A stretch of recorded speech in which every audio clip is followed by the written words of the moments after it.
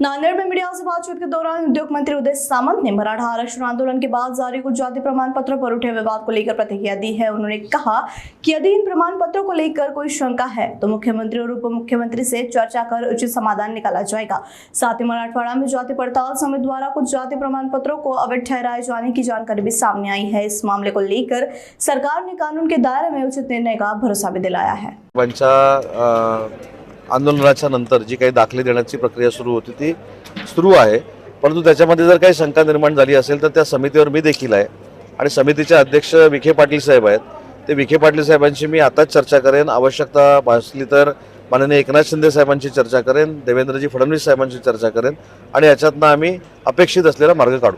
तेच मी सांगितलं की कास्ट सर्टिफिकेट मिळाल्यानंतर जात वैधता प्रमाणपत्र जे पाहिजे ते मिळालेलं नाही अशी शंका जर मनोज दादांची असेल किंवा तसं काही झालं असेल तर त्या संदर्भात मी स्वतः समितीचा सदस्य आहे।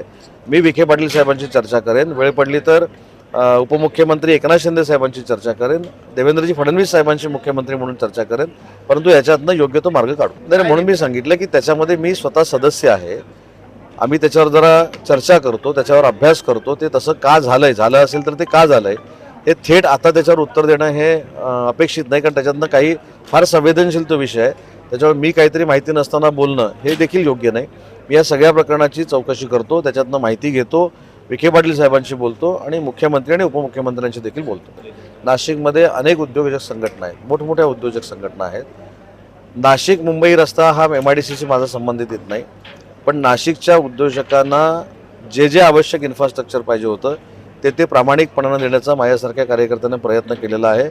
अनेक ॲक्विएशनचे प्रोजेक्ट त्या ठिकाणी सुरू आहेत।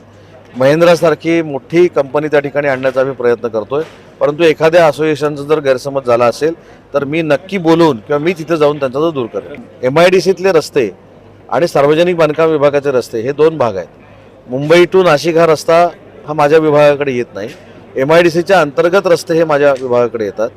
महाराष्ट्रामध्ये 289 MIDC आहेत, कुठेतरी पाठीपुढे होत असतं, एकदमच सगळीकडे इन्फ्रास्ट्रक्चर चकाचक होईल असं होत नाही। पूर्वी डांबरीकरण करण्याची पद्धत होती, म्हणजे परत टेंडर निघाली पाहिजेत म्हणून ती आम्ही खोडून काढली। तिथं आता काँक्रिटीकरणाचे प्रस्ताव आम्ही घेतो आणि मंजूर करतो। त्याच्यामुळे अजून नाशिकच्या MIDCमध्ये जर काही निधीची आवश्यकता लागणार असेल तर मी ताबडतोब ती मंजूर करेन। सर्वोच्च न्यायालयामध्ये एखादी याचिका चालू असताना बाहेर कोणाच्या बाजूने निकाल लागणं किंवा लागतो हे बोलणं हे कदाचित त्या न्यायालयावर दबाव आणण्यासारखं देखील असू शकतं आणि काही लोक जे बोलतात ते काही लोकांचे मला माहिती आहेत ती नावं, मी त्याच्यावर काही बोलत नाही। ते वारंवार आमच्या बाजूने निकाल लागणार नाही, आमच्या बाजूने निकाल लागणार नाही हे सांगणारे तज्ज्ञ यांची यादीच माझ्याकडे आहे, त्याच्याबद्दल मला अजिबात बोलायचं नाही। पण मी कायदा आणि लोकशाही मानणार आहे। सर्वोच्च न्यायालयामध्ये शिवसेनेच्या वतीनं एकनाथ शिंदे साहेबांच्या वतीनं जे काही आर्ग्युमेंट करायचं आहे किंवा युक्तिवाद करायचे ते आमचे वकील चांगल्या पद्धतीनं करतील, कपिल सिब्बलांपेक्षा चांगल्या पद्धतीनं करतील आणि आम्हाला पूर्ण विश्वास आहे की आम्हाला योग्य तो न्याय मिळेल।